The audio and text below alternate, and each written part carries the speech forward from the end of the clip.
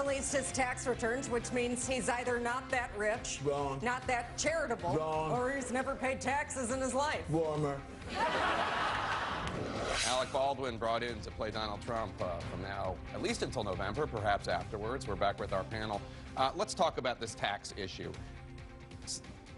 Mayor Giuliani and Bernie Sanders, not surprisingly, had two very different takes. Yeah. Mayor Giuliani said, Trump's a genius for not paying any federal income taxes. Bernie Sanders says, this is what Americans hate about Washington and how the fix is in. What do you think? How do you think it's going to play with voters? Well, I think this says more about our tax code than it does about Donald Trump. You're right. I think what people hate is the tax code. It's absolutely rigged to benefit those who can afford lawyers, who can afford lobbyists to carve them out of it. And what we need to do is have a discussion about how do we simplify it and make it more fair. And that's something that hasn't happened for 8 years under Barack Obama. This is something we need to deal with. Wanted comprehensive tax reform. He wanted a grand bargain. Paul Ryan has a great plan. Paul Ryan has a great plan, and no one wants to take it up. The president is not interested in it. That's just not true. And this administration is the epitome of cronyism. If you're an environmental it's a good group, pivot. if you're an environmental group, you get a tax break. I appreciate it. And as an Olympic judge, I give you 10 points. But the point is, we're talking about this specific campaign issue. Donald Trump paying no taxes after a $914 billion law. But let me just say, he did not.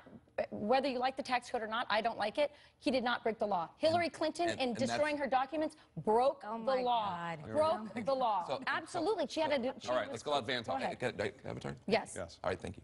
So here's the thing. It is in fact true that if Donald Trump lost $1 billion, think about this, lost $1 billion, he could wind up as a winner legally in his taxes for a generation. Why is that? Is that because he's a genius? It's because billionaires have armies of lobbyists to write the rules, to help write the rules. Here's the deal. If you're obeying horrible rules that you helped to write, that doesn't make you a genius. It makes you a part of the corruption. Why do you say he helped to write them? I say that he lobbies. And people like him have an army of lobbyists. They go up to the Capitol and they say, put this loophole in, put this loophole in.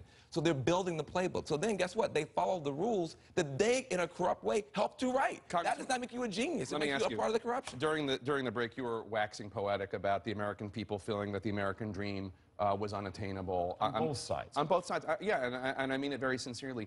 Is this not the kind of thing that might bother them, though? You know, here's where we have come. Is we all understand the tax code is too arbitrary, too complex. Amen. And the American citizens, when you go down and do your taxes, no one says, you know, can I pay more? And if Miss Clinton says it's because of political purpose and not because she's a great person of charity. But the deal is this, not paying taxes, if the tax code allows you to take a loss over a period of time because you did take $1 billion loss and recover from it, it's legal and it's appropriate. Yeah, we don't like the tax code in this case. It's not legal, though. I mean, the point is whether it's appropriate. Whether I think it's quite frankly smart business. Smart business. Smart business. So I think it belies, it puts the con on everything he's been saying for the last year. He's claiming to be the champion of working people, and he has not released his taxes. He can clarify all this. If it's legal, it's great. Release your taxes.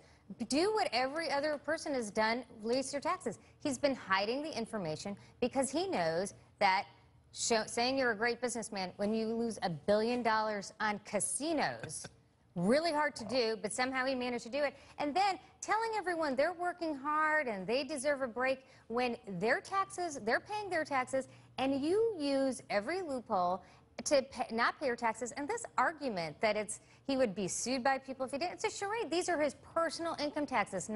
He doesn't have shareholders that would sue him. These are his personal income taxes, and it shows that he's a hypocrite on his most basic argument of being a champion of the working people, because he's basically saying, I'm going to run these cons. You have to pay your taxes, but I'm not going to. Let me just say, we only have a couple minutes, and there's a couple sodium pentothal questions I want to ask. I want to ask of you two specifically. Okay, Van. The recording of Hillary Clinton talking about Bernie Sanders, talking about Bernie Sanders supporters, is it damaging? Does it bother you? You know what? Sodium pentothal on your arm. I was prepared to be outraged. I really was, because I think that the Clinton wing has sometimes been very condescending toward the Sanders wing.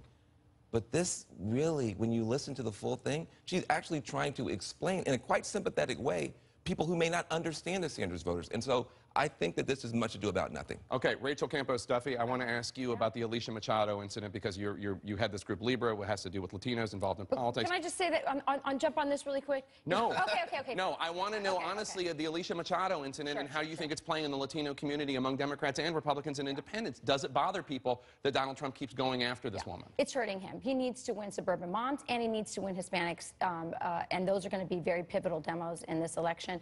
If you think it's playing a lot on American media, look at Spanish TV. Yeah, that's it what I is wondered all over the place. It's hurting him. What he should have done is pivoted and said, listen, Alicia Machado comes from Venezuela. She just became a citizen. Venezuela is a poster child of where socialism leads us. They're eating their own pets right now. They're starving.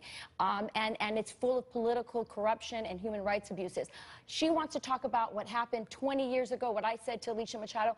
I want to save this country from continuing down the path of socialism that Barack Obama took us and that Hillary Clinton has promised to do again. Is it too late for a Campos-Duffy Zinke ticket?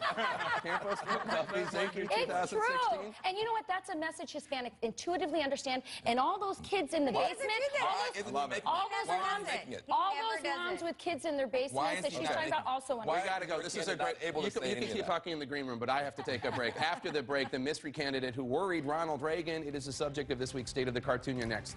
Thanks, one and all. Great job.